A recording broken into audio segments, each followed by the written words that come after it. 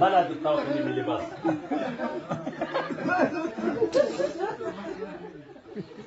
وعليكم السلام. یو زوړ کټوازی وای په یو چوکۍ ناست وای په ملي بس کې. یو مکتبۍ راغله یو ځوان د بغله کېناست. نو ډېره ښایسته دا مکتبی وای د هغه ته مکتبۍ ته وایي سیخ لبان مې دې خوړلي وای، پزه مې دې خوړلي وای، شونډان مې دې خوړلي وای، غوږونه مې دې خوړلي وای، پاس دې ورته دا کوس مې دې خوړی وای. کټوازی زوی دا کوس یې ما ته راکړې ما غاښونه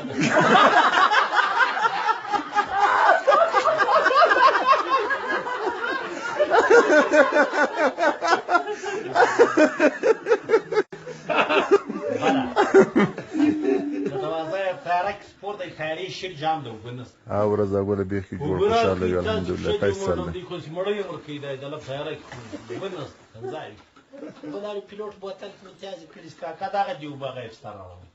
یو ساعت بعد یې اوبه راکوي تاسې ښځه وغم ښځه کمې پیسې خو ما نه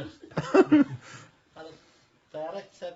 کارکونانې ګرځي یوې ښځې بوتل کې متیازې کاکا دغه دې هغه افسته راوړی دی اول دېوال او خولې خوند سم و دا څنګه خراب وای ښځه ورته وایي کاکا هغه خو دې بمبې وې دا خو دې څا دي.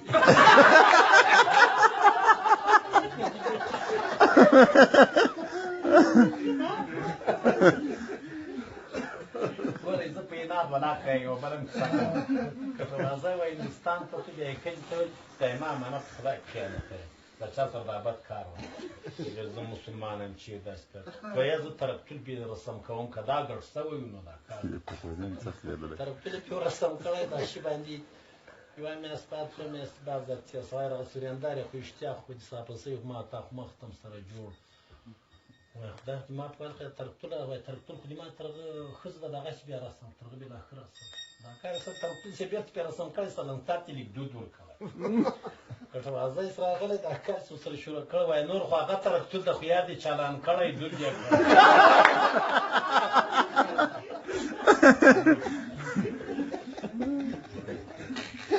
جاندل کړی خیر غلا ته راوست جاندل یې وایي خدای چې غږ وي سړی پورته پورته غله دي وایي وروځه نو مافیا غی وروځه نو مافیا نور تیمان خیر وایي جاندل ورته غلا ته راوستي وایي ښځه یې کوي سړی غله دي دوی چې داسې ټوپک ورته کتي چې د استعمال خیرو سره ټوپک دي وایي زه یې د غوږ ښځه هم د غوږ سره زه خفه یم بېرته وایي ستا راوز کیسه کوله وایي خپل کلا تر وخت کلا ډېره ټیټه نو کورنۍ چې خبر شوی ده غله منډه اخیستې کورنۍ چې منډه پسې اخیست دی تر کلا ټینګې تر پښه نیولی وایي غله چې ګور ګور دغه پښه مې خوږ ده زنې سلاکین دی کوچامه کې مېلمه شومه نو یوه ټوکۍ ده میړه یې ورته ویلي دي چې عطا احمد به را مېلمه کړه چې به ټوکې کړي دی مشهور ټوکې د کوچانو کې نوم لري ښځه یې دغه شهرت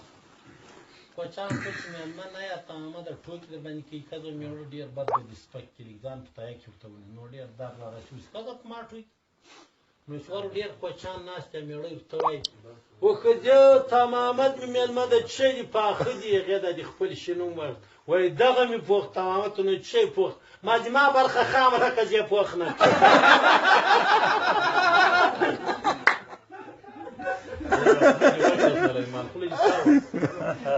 موږ اندړو له پرېکورم ناوې راوړه نو چا تلیفون ما کوی صاحب ښه ناوې به م راوړي نه شپې مالوالا نه وای دې کار وایه وایي دوه ښځې کورلاک سره ناستې دي جلبات ډوډۍ خورو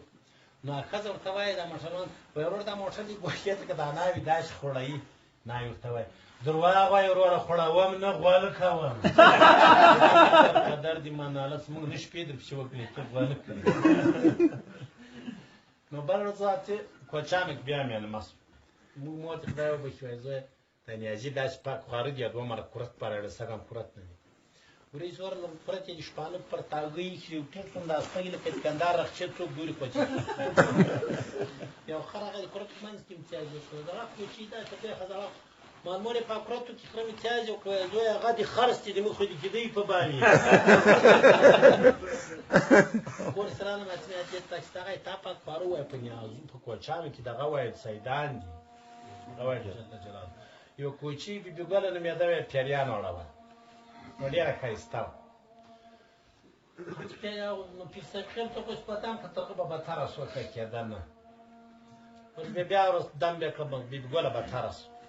ورځ یې روستلي نو یو اته پیران ورته سیخ سوي راشي حاجي خالق حاجي صاحب دا جګ جګ پیران